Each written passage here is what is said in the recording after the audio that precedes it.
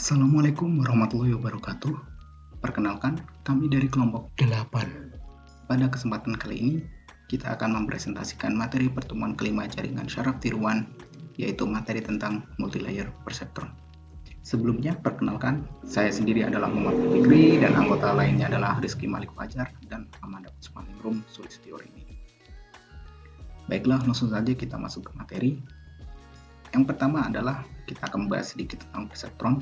Perseptron adalah model jaringan syaraf tiruan sederhana yang digunakan dalam supervised learning.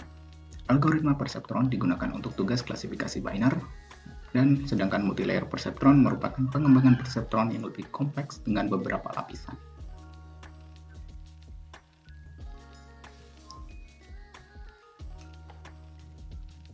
Perseptron merupakan unit pemrosesan dasar dalam jaringan syaraf tiruan, di mana perseptron sendiri memiliki 3 komponen utama.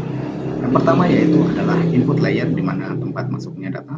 Yang kedua adalah bobot atau weight, dan bias, di mana di sana adalah tempat mengontrol seberapa kuat sinyal diteruskan ke antar neuron. Dan yang terakhir adalah fungsi aktivasi, di mana memutuskan output akhir, misalnya adalah 0 atau 1, di mana itu berdasarkan perhitungan dari bobot dan bias.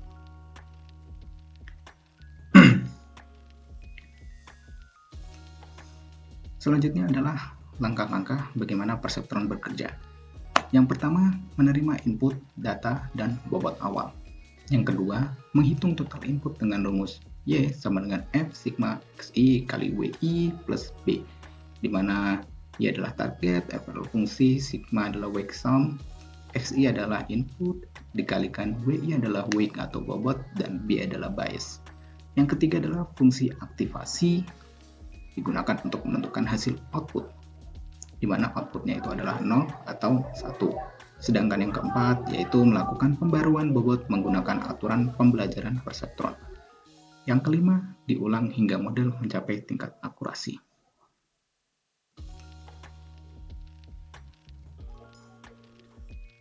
Multilayer perseptron sendiri memiliki lebih dari satu lapisan, yaitu input layer, hidden layer, output layer, di mana hidden layer sendiri adalah sebagai pembeda antara single layer perseptron dan multilayer perseptron. Multilayer perseptron juga menggunakan fungsi aktivasi non-linear seperti ReLU atau sigmoid. Multilayer perseptron digunakan sebagai solusi akibat adanya keterbatasan perseptron, yakni di mana hanya bisa menangani masalah linear separabel, tidak dapat menyelesaikan kasus XOR, dan tidak bisa menangani hubungan non-linear.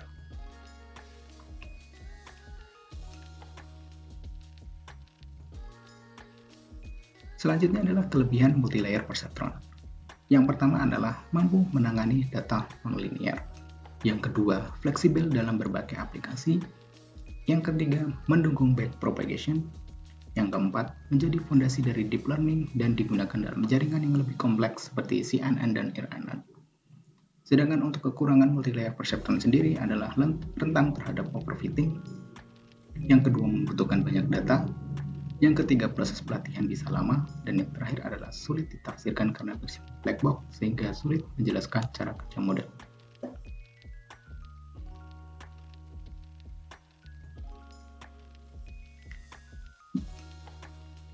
Dalam multilayer perseptron sendiri terdapat dua metode. Yang pertama yaitu adalah forward propagation, dan yang kedua adalah back propagation. Forward propagation sendiri adalah input diproses maju melalui jaringan hingga menghasilkan output, menghitung output dengan bobot dan fungsi aktivasi. Yang kedua adalah backpropagation, di mana menghitung error dan memperbarui bobot menggunakan gradient descent untuk meningkatkan akurasi, menghitung error, menentukan gradient, dan memperbarui bobot. Dan berikut adalah contoh program dari multilayer perseptron, di mana yang pertama adalah forward propagation dan yang kedua adalah backpropagation. Di sini adalah yang pertama, program forward propagation digunakan sebagai menghitung output, sedangkan back propagation digunakan sebagai mengupdate bobot berdasarkan error. Bisa kita lihat di sini ada fungsi aktivasi, yaitu sigmoid. Yang kedua adalah fungsi inisialisasi, yaitu di mana di sini kita lihat ada X sebagai input, W sebagai bobot, dan B sebagai bias. Dan yang selanjutnya adalah bisa kita lihat di sini ada A1 dan A2 sebagai hidden layer dan output layer. Sedangkan untuk backpropagation sendiri, kita Kita akan mempelajarinya lagi besok di pertemuan ke-8. Implementasi multilayer perceptron dalam pemrograman. Penggunaan bahasa pemrograman Python untuk mengimplementasikan jaringan secara tiruan. Python populer dalam aplikasi web, pengembangan perangkat lunak, ilmu data dan machine learning, editor offline seperti Jupyter Notebook, editor online, Google Colab. Contoh program sederhana multilayer perceptron sendiri, contohnya adalah library NumPy, fungsi forward pass untuk forward propagation, inisialisasi fungsi aktivasi, pustaka-pustaka yang sering digunakan untuk membangun multilayer perceptron, ada TensorFlow, PyTorch, dan scikit-learn, dan di sini juga ada contoh sederhana dengan scikit-learn.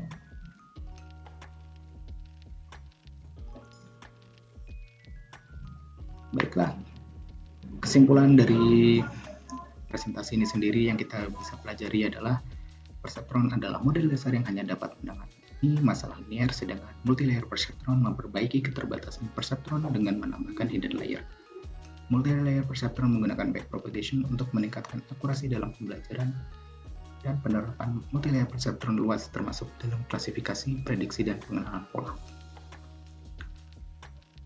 Baiklah, sekian presentasi dari kelompok kami. Apabila ada kesalahan, kami mohon maaf. Terima kasih. Wassalamualaikum warahmatullahi wabarakatuh.